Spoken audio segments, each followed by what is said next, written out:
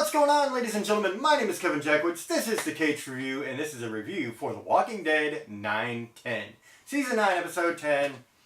And there's a lot of flashback in this episode, and I actually really appreciated that. You know, it's funny, because I'm one of those guys, like, I'm getting to the point where it's like, okay, get to the point.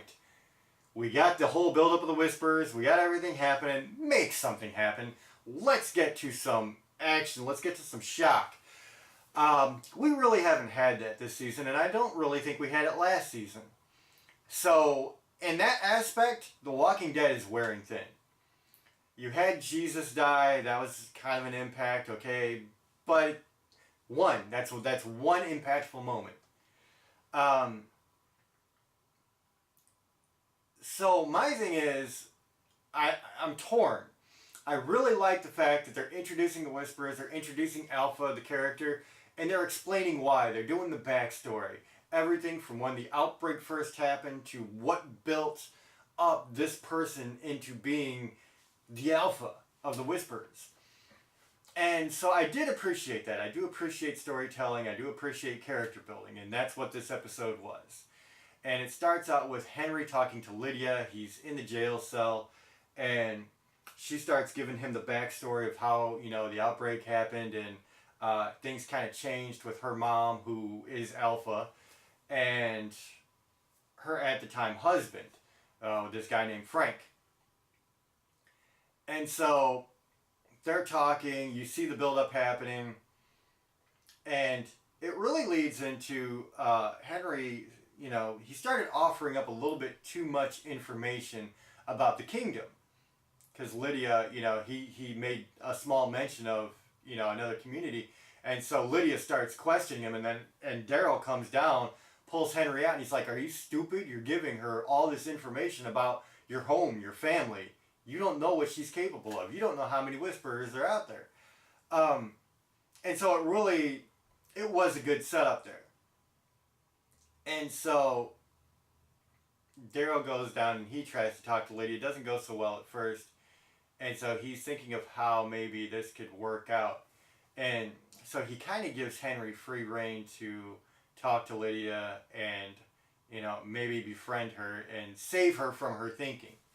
Because Daryl realizes that, you know, she's been abused. She's got marks all over her arms. He walked in with a switch and she instantly had a reaction. And so, you know, Daryl understands she's been abused. She's got this, like, mental warfare thing going on because she's been taught one thing her whole life. So at one point, Henry actually brings Lydia out of the jail cell. And kind of shows her the community a little bit. And at one point it looked like Lydia was going to grab a hammer and brain Henry. And then she saw somebody walking with a baby, which the Whisperers don't have babies because that's weakness. And so, you know, it instantly shows her life really can change back to what it was, at least in some ways. You know, you can get a semblance of what life used to be. And so that was very cool. Now, all the time that this is happening, like I said, they're all talking to Lydia, Henry, and Daryl, and they're getting the backstory on Alpha, who, you know, was in this compound with, you know, some survivors, and her husband was not dealing with things well. And he was, you know, trying to take over the Alpha role for a while, but it didn't work out. And one guy in the community started freaking out, and she's like, "You're going to get us all killed." And so, you know, he can't calm down, so she throws him to the ground, covers his face, winds up killing him. And that was the first kind of major change in her character. It's like, you know, you got your first kill, now you're turning into this kind of psychopathic type character. She decides at a point of kind of big tragedy where there's walkers have made their way into this compound, everybody's freaking out, there's a lot of screaming, she's like, "We gotta get out of here." Her husband's like, "We're not going anywhere." She winds up killing her husband and then taking Lydia and leaving. And from there, obviously, she starts the Whispers. So there was a lot of really cool things there. The other really kind of main side note is Magna. She kind of leads the newcomers group away because they want to look for Luke, who was taken.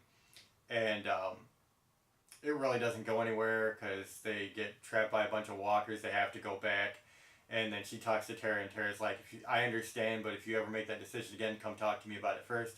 And that was really the big part of that. So it leaves off with Henry and Daryl. They make up. They're talking about it, and Daryl's, kind of teary-eyed. Henry says, I'm really glad that you and my mom are friends. And then they kind of cut away to people looking over the wall, and here come the Whisperers. They're all in their zombie masks, except for Alpha, who is shaved head now. She's got these dark, tattoos or permanent markings around her eyes and mouth. Gives her this real creepy look.